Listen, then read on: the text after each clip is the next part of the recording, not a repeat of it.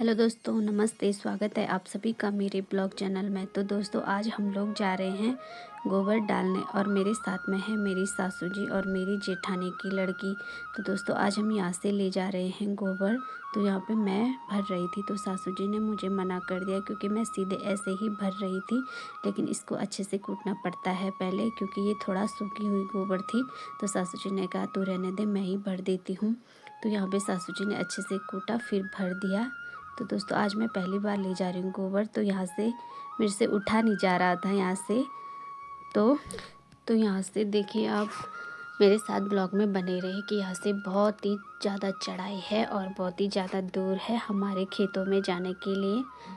तो यहाँ इस टाइम बहुत ठंडा भी है उस साइड जिस साइड हमारे खेत हैं, तो इसलिए ज़्यादातर लोग यहाँ सुबह के टाइम आते हैं, लेकिन हम शाम के टाइम आए हैं। तो यहाँ बहुत ही ज़्यादा दूर था तो इसलिए मैंने वीडियो को स्पीड कर रखा है। तो फाइनली हम पहुँच चुके हैं अपने खेत में, देख सकते हैं आप। तो पहले मैं इसको अच्छे से फैला देती हूँ क्योंकि इससे पता चलता है कि अब हमें कितनी कंडियाँ चाहिए खेत को पूरा करने के लिए। तो आज तो हमारा एक ही चक्कर लगेगा क्योंकि हम देर से आए थे।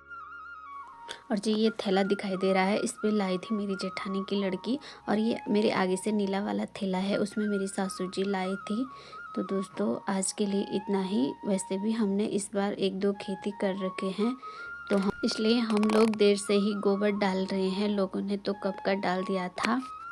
तो आज मेरे साथ में है रिया जो कि मेरी जेठानी लड़की है। तो दोस्तों आज हम यहाँ से नहीं ले जाएंगे गोबर क्योंकि हमें यहाँ से बहुत ही चढ़ाई चढ़नी भी पड़ रही थी और बहुत ही ज़्यादा दूर भी था। तो आज हम ले जाएंगे अपनी दूसरी वाली जेठानी के यहाँ से गोबर, क्योंकि इस बार हमने गाय नहीं रखी थी तो हमें जेठानी लोगों से मांगना पड़ रहा था। तो ये है यहाँ पे मेरी जेठानी जो कि कपड़े धो रही है।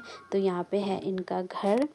तो मुझे इनके घर के आसपास का व्यू भी बहुत ही ज़्यादा अच्छा लगा क्योंकि इनका घर अकेली जगह पे है और उधर खेतों की साइड है।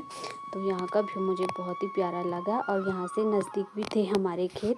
तो आप देख सकते हैं यहाँ का रास्ता भी बहुत ही अच्छा लगा मुझे, सीधा था जाने के लिए और यहाँ से खेत भी नज़दीकी है। तो फाइनली हम खेत में पहुँचने ही वाले हैं। तो यहाँ पे कहीं कहीं पे रास्ते इतने कठिन थे कि मैं जा नहीं पा रही थी। तो ये है ना मेरे साथ में मेरी हेल्प करने वाली। तो एक चक्कर तो हमने डाल दिया है, तो अब ये है हमारा दूसरा वाला चक्कर। तो इसको भी तभी ये भर रही है, तभी मैं भर रही हूँ क्योंकि एक ही का काम नहीं होता है, ये दोनों को भरना पड़ेगा। तो देख सकते हैं आप हमने भर दिया और ये अभी मुझे बोल रही है कि एक चक्कर हमने तुम्हारे खेत में डाल दिया और इस चक्कर को हमारे खेत में डालेंगे। तो मैंने भी कहा ठीक है भाई, कहाँ है तुम्हारे खेत। तो ये मुझे दिखा रही है कि यहाँ 3-4 खेतों के नीचे हैं।